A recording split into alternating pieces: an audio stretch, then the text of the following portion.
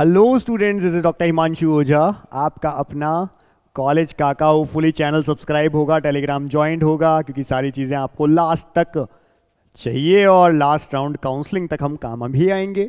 NEET के forms आ चुके हैं और फॉर्म फिल करने में जिनको बिल्कुल क्लियर होता है कि भाई हमारा 1 कोड है 2 कोड है, उनको कोई दिक्कत नहीं आती है।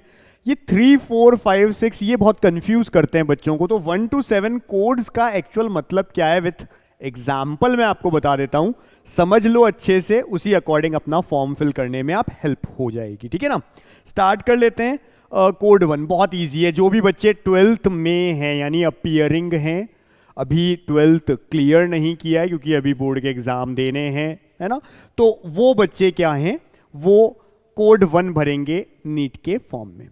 हाँ, नीट हो जाएगा, जिस समय नीट होगा, काउंसलिंग होगी, तब तक तो 12th पास हो जाएगा। पर फिलहाल फॉर्म भरते वक्त वो क्या है, 12th अपीयरिंग है। लेकिन बाद में 12th पास होना जरूरी है। अगर ऐसा हो गया कि नीट पास हो गया और 12th फेल, तो भैया फिर समझ गए ना आप। तो केवल ऐसे बच्चों को जो अभी 12th में है कोड 1 भरना है।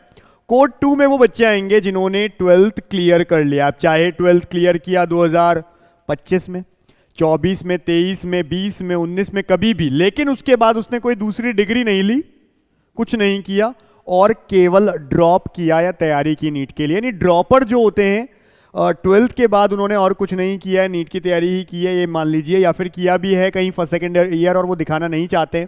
एक और चीज़, आपके पास में 12th की मार्कशीट, टीसी, माइग्रेशन सब 12th का रखा है, आप कहीं एनरोल भी थे इस बीच में, तो आपका वहां पे सबमिट नहीं है और आप उसे कभी शो भी नहीं करना चाहते, तो भी आप कोड 2 भर सकते हैं। मतलब आपने 12th किया है और उसके बाद कुछ नहीं किया, मतलब इसका ये होता है। तो जनरली ये तब करना है जब 12th की टीसी, माइग्रेशन, मार्कशीट सब आपके पास रखी हो। इवन जो ओपन बोर्ड से होते हैं, NIOS वगैरह की होते हैं, वो भी कोड 2 ही फिल करते हैं। तो सारे बच्चे ड्रॉपर जो इंक्लूडेड है जिन्होंने 12th पास कर लिया है, वो कोड 2 फिल करेंगे।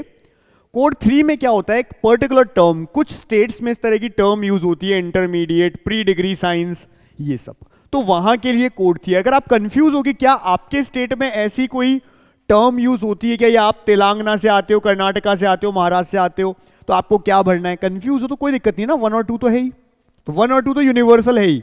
अगर आपने अपीयरिंग है 12th में 1, अगर आपने क्लियर कर लिया तो 2 तो हर कोई लगा सकता है, इसलिए डरने की बात नहीं है, घबराने की बात नहीं है। बट स्पेसिफिक अगर आपने कोई science stream course after class 12th अगर उसको किया है, किसी यूनिवर्सिटी, किसी बोर्ड से कर लिया है, लाइक पासिंग इंटरमीडिएट, जैसे BIEAP, BIE तेलंगाना की, प्री यूनिवर्सिटी, क्योंकि PU बोलते हैं वहाँ पे कर्नाटका में, PUC होते हैं, PU1, PU2, तो जनरली ये होता है। KYJC जो है और FYJC जो है साइंस में इन महाराष्ट्र, जिसमें फिजिक्स, केमिस्ट्री, बायो हो साथ में, इन कोर्सेज के लिए कोड 3 लगाया जाता है। बट फिर भी मैंने कहा अगर कंफ्यूज है, कर्नाटका से PUC किया है, स्टिल आपने कोड 2 भर दिया, कोई दिक्कत नहीं है ना, क्योंकि 12th तो पूरा किया है, तो दिक्कत की बात नहीं है। तो ये स्पेसिफिकली इनके लिए होता है। फिजिक्स, केमिस्ट्री, बायो, बायोटेक्नोलॉजी और इंग्लिश आपके पास में रहे हों, ये ध्यान रखना, प्रैक्टिकल एग्जाम्स आपने दिए हों। फिर कोड 4 आता है, यहां वर्ड यूज होता है प्री मेडिकल और प्री प्रोफेशनल कोर्स। अगर किसी ने क्लास 12th के बाद में प्री मेडिकल या प्री प्रोफेशनल कोर्स किए हैं, अब आजकल एक्चुअली प्री मेडिकल में इतना ज्यादा होता नहीं है, पहले क्या होता था, मेडिकल से पहले भी प्री मेडिकल कोर्सेज असेंशियल भी होते थे कभी, तो ऐसी कोई चीजें नहीं है। इसके अलावा कोई BSc नर्सिंग में, फार्मेसी, ये सब किसी ने कर लिया है, या प्री मेडिकल ब्रिज प्रोग्राम कर लिया है, ऐसा कुछ प्रोग्राम अगर कर लिया है तो वो कोड 4 भर सकता है। स्टिल मैंने आपको कहा 12th की अगर आपके पास में मार्कशीट, TC और माइग्रेशन सब रखा है, आपने ऐसा कुछ कोर्स किया भी है लेकिन आपके पास वो सब रखा है, आप यहाँ पे कंफ्यूज हो रहे हो, तो कोड 2 भर दो, कोई दिक्कत की बात नहीं है। ठीक है ना, तो ये सब आपका होता है। इसी तरह से enrolling in a 4-year bachelor of pharmacy, BSc in nursing immediately after class 12 degree, जिसमें फिजिक्स, केमिस्ट्री, बायो ये सब आपने क्योंकि किया था, तो ये हेल्थ केयर में जाने के लिए, तो ये होता है कोड 4। मैंने कहा अगर ये है कोड 4 भर दो, कंफ्यूज हो, ये कर रहे हो फिर भी कंफ्यूज हो, कोड 2 भर दो। अगर TC, माइग्रेशन सब चीजें 12th की रखी है आपके पास, तो ये बातें मैं साथ साथ में बोल रहा हूं। कोड 5 में अगर कंप्लीट किया है फर्स्ट ईयर, अब बैचलर्स डिग्री कोई भी हो सकती है, नॉर्मली BSc, अब इसमें ये नहीं है कि PC भी तीनों हो। कई बार बच्चे कहते हैं सर मैं फर्स्ट ईयर तो कर रहा हूं लेकिन मेरे पास ना बॉटनी और जूलॉजी है, साथ में केमिस्ट्री है, कुछ कहते हैं केमिस्ट्री ऑनर्स में हूं, बाकी के सब्जेक्ट्स नहीं है, कोई बात नहीं, कोई भी इनमें से है। फर्स्ट ईयर में अगर आपने फर्स्ट ईयर क्लियर किया है इस बार, ठीक है, कंप्लीट किया है, फर्स्ट ईयर करने जा रहे हो इस बार, तो आप क्या कर दोगे, आप कोड 5 भर दोगे।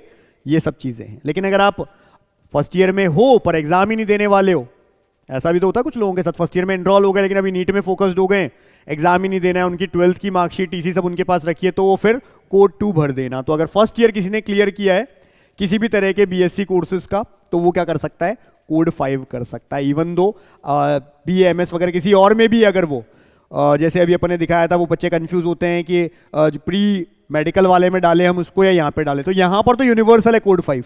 अगर आपने फर्स्ट ईयर किसी भी बैचलर्स डिग्री का किया है किसी भी, चाहे फिर वो BNYS हो, BAMS हो, BDS हो, किसी का भी आपने फर्स्ट ईयर इस बार दिया है और आपको नीट की वापस एग्जाम दे रहे हो, तो आप कोड 5 भर सकते हो। ठीक है जी। फिर कोड 6 आता है, अगर आपने कंप्लीट कर लिया, दोनों में डिफरेंस समझो, फर्स्ट ईयर कंप्लीट किया है तो कोड 5, पूरी डिग्री ले ली, बीएससी डिग्री आपने ले ली, किसी भी कोर्स की आपने बीएससी बैचलर्स डिग्री जो होती है साइंस में आपने ले ली कंप्लीट, ठीक है, विद एटलीस्ट 2 सब्जेक्ट, जैसे फिजिक्स होता है, केमिस्ट्री होता है, बायोलॉजी, बायोटेक्नोलॉजी। हम कहते हैं जो पास कोर्स करते हैं बच्चे, उनके पास में या तो बायो या बायोटेक्नोलॉजी होता है, साथ में केमिस्ट्री भी एक कोर्स में आता ही आता है। तो कोई भी 2 आ गए इसके अंदर आपका, लेकिन 12th आपने पीसीबी और इंग्लिश से की हुई है, कोड 6 लगा दो, तो पूरी डिग्री हाथ में आ गई। तो कोड 6 फर्स्ट ईयर ही कंप्लीट किया है, कोड 5। 7 कोड में वो आएंगे जिन्होंने बाहर से किया है, फॉरेन, 12th यहां इंडिया के ग्रेड के इक्वली इक्विवेलेंट, बाहर फॉरेन के जो भी स्टूडेंट्स हैं जिन्होंने बाहर से किया है, वो कोड 7 भर देना भैया। अब कोई बच्चा ऐसा है कि सर मेरे को तो भरना तो था 4, गलती से 2 भर दिया है, ये भरना था ये भर दिया, कोई बात नहीं, ये लास्ट बात बोल रहा हूं मैं, कोई बात नहीं, ना तो फॉर्म रिजेक्ट होगा, ना काउंसलिंग में आपको कोई इस वजह से रोकेगा कि नीट के फॉर्म में आपने ये कोड भरा था। मैं बैठा हूं इस इंडिया में सबसे पुराने समय से, नीट की जो काउंसलिंग में हेल्प कर रहे हैं वो आपके सामने है, डरने की बात है नहीं। मैं खुद, कितने ही बच्चे ऐसे होते हैं हमारे साथ एनरोल्ड होते हैं, उनको दिक्कत आ जाती है, बाद में अटक जाते हैं जहाँ पे एडमिशन हो रहा होता है कि सर ये तो यहाँ पे ये कह रहे हैं ये कह रहे हैं। मैंने पर्सनली उनसे फ़ोन पे बात की है, वहाँ पे बैठे हुए जो भी ऑफिसर्स होते हैं उनसे, ऑफिसर इसलिए भी हम नोडल ऑफिसर भी बोलते हैं उन्हें, टीचर्स बोलते हैं वहाँ के फैकल्टी, उनसे बात की है मैंने कि इस बच्चे को ये है, आप इस चीज़ की वजह से रोक नहीं सकते, उसको 3 दिन का या 5 दिन का टाइम दो, एप्लीकेशन लिखवाओ, कुछ भी अगर ऐसे कोई डॉक्यूमेंट रह जाता है तो घबराने की बात नहीं है। मैं बैठा हूँ, इवन 2 केसेस ऐसे थे जो मैंने भी लड़े हैं बच्चों के लिए, तो आपको घबराने की बात नहीं है। मैंने बोल दिया ना आपको, कोई भी कोड आप इसमें आते हैं आप भर दो, गलती से अगर कुछ और भर गया, पहली बात तो इसीलिए वीडियो बनाया कि गलती ना हो आपसे, गलती भी हो गई आपको, इस वजह से कोड की वजह से कोई नहीं रोक सकता है, ना तो नीट में ना आपके बाद में। हाँ ऐसा है कि कोड 1 भर के 12th ही क्लियर ना हो, वो एक अलग बात होती है, बाकी रूल के साथ चल रहे हो, कोई नहीं रोक सकता आपको काउंसलिंग वगैरह में। मैं बैठा हूं उसके लिए, मैं आपको फिर बोल देता हूं, घबराने की बात नहीं है, ये केवल डेटा के लिए होता है, जिससे एनटीए के पास आ जाए कितने बच्चे ऐसे हैं जिन्होंने बैचलर्स करके आए, कितने बच्चे ऐसे हैं जो अपीयर होंगे, बस। तो कोई टेंशन मत लो, कोई इशू आए तो नीचे नंबर दिख रहा है 72300533, व्हाट्सएप करना, हमारा प्लान लेना हो तो, जुड़ना हो तो हमारे साथ में, इन प्लान्स में भी तो हमारी टीम की हेल्प लेकर के करना भाई। प्लान 1 आपको पता है 1 रुपए का था, बड़ा है, बाकी सारे भी प्राइजेस बढ़े हैं और बढ़ेंगे और बढ़ेंगे, बस अब फॉर्म तक रुके हुए थे हम, फॉर्म अब बढ़ेंगे इसके, तो अलग अलग प्लान्स हैं, इनमें से मैंने आपको कहा है प्लान 5 और 6 में अगर आप हैं ऑलरेडी या आ गए हैं, आ रहे हैं, तो फॉर्म जो है वो हमारी टीम फिल करेगी, इसलिए आपको टेंशन नहीं लेनी है। फिर भी अगर चॉइस है लोगों के पास, अगर वो चाहते हैं कि नहीं हमको खुद को फॉर्म फिल करना है, कोई इशू आता है तो हम बैठे हैं, वो तो सबके लिए ही है, जो भी हमसे जुड़ता है, अगर इशू आता है उनको तो हम लोग ठीक करेंगे ही। तो ये सब चीज़ें हैं, जुड़े रहना है। ब्रोशर हमारा चाहिए, नीट का जेई ऐप आप जानते हो, जाकर के top courses NEET counselling plan purchase कर सकते हो, जो भी करना है। फिर भी ब्रोशर चाहिए, हेल्प लेनी है, 72300533 व्हाट्सएप नंबर है, सीधा सीधा बोल रहा हूँ, व्हाट्सएप नंबर है 72300533, और 10 to 7 सुबह 10 से शाम 7 बजे तक हमारी टीम इस पे एक्टिव होती है, आपको आंसर करती है। तो अभी के टाइम के अकॉर्डिंग अगर आप मैसेज कर रहे हैं तो आपको उतना ही वेट भी करना है, 72300533 पे व्हाट्सएप करोगे, 10 to 7 के बीच में रिप्लाई मिलेगा। ब्रोशर भी आप हमारा मांग सकते हो, पूरा मिल जाएगा, लेकिन wish you all the best, अच्छा कॉलेज मिले इस बार, अच्छा एग्जाम हो आपका, थैंक यू।